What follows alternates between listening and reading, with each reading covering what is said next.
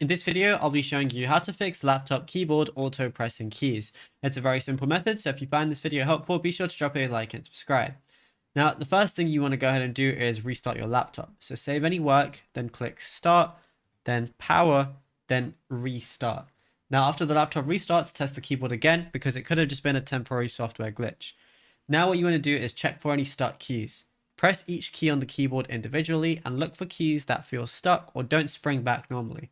Then gently clean around the affected key using compressed air if you have that, then test the keyboard again. What you could also do is go over to your settings, and then go over to accessibility, and then go over to keyboard. And then if you have filter keys or sticky keys turned on, go ahead and disable them as that could be the issue. And if you have any external keyboards plugged in or connected via USB or Bluetooth, go ahead and disable those as well, or disconnect them.